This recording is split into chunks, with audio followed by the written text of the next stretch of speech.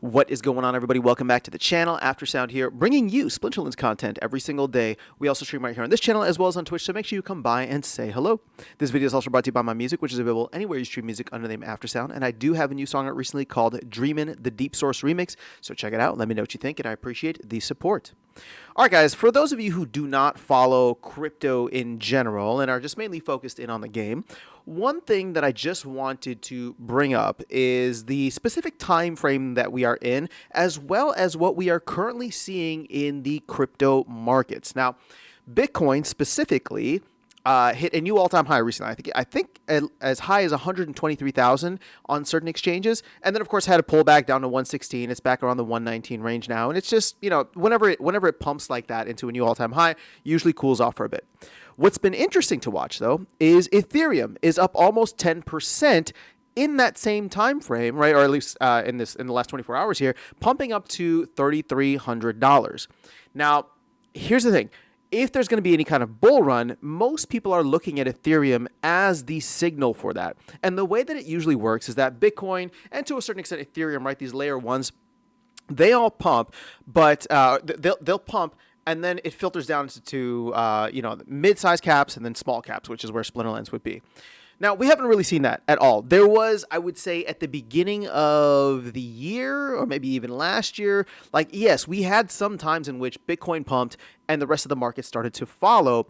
But correct me if I'm wrong, we haven't seen Ethereum do anything like it's doing right now, where once Bitcoin pumps and hits a new all-time high, it does seem like there is a little bit of capital rotation into Ethereum. Now, this is not financial advice. I have no idea what's going to happen here, right? And Ethereum, just to be level set with you guys, Ethereum has not even crossed its previous all-time high, right? So like alt season is not here, and I don't even want to say that like alt season is guaranteed to come. This is something that I think, you know, everybody's been calling for. They think it's going to happen, and I will say this: if alt season is going to come, the time frame that we are in right now, and that's what I really wanted to get into, the time frame that we are in these 4-year Bitcoin halving cycles, this is the time that it would really start to matter, right? If anything, it probably should have started earlier, but we've just seen, I mean, crazy kinds of geopolitical tensions, conflicts, right? Tariffs, macroeconomic headwinds. So now that it seems as though some of that stuff has settled down, right, in one way, shape, or form, we are now seeing Bitcoin just do its thing where it grinds higher, and maybe altcoins starting to follow along, right? Here's BNB at $700, right? Solana's back up to 173. Again, nothing groundbreaking, but it's still, you know, these are the signals that we watch for, right? So the one thing that I want to say in terms of timing, usually Bitcoin tops out. And I say usually as in like we've had a couple of instances of this over the last 3 cycles. Bitcoin tops out 12 to 18 months after the halving, and then we go through a whatever kind of bear market. So when you think about the halving as it happened in April of last year, 2024, April to October of this year, of which we're like halfway through that period, that 6-month window, that is the time period in which we would expect Bitcoin to top out. Now, again, it's been interesting to see what's been going on with Bitcoin, and I'll listen to a lot of like macro stuff or specifically like Bitcoin on-channel analysis. I don't even want to get into that here because everybody's got an opinion. Some people think it's a super cycle. Some people think we're going to top out at 123. Like nobody really knows, right? Obviously, I'm optimistic, but I don't want to make any claims here. All I'm saying is that we are in this time frame now, and so therefore, any kind of movement in altcoins is something that is of interest to me, only for Splinterlands, right? And only for gaming. So again, I'm not trying to say, this is not, financial advice to go buy any of these tokens or financial advice to go buy anything within Splinterlands. It's just for the folks out there that are maybe just loosely or tangentially following this because you do play a crypto-based game. Well, these are the time frames. These are the narratives. Will it translate over? I have no idea. And we're seeing SPS essentially do like a 50% retracement over the past 2 months, which is not great, but it is a very small token in terms of its overall market cap, and we'll have to wait and see if there's any kind of capital rotation in. The only thing that I will say about this, in terms of how I think it will,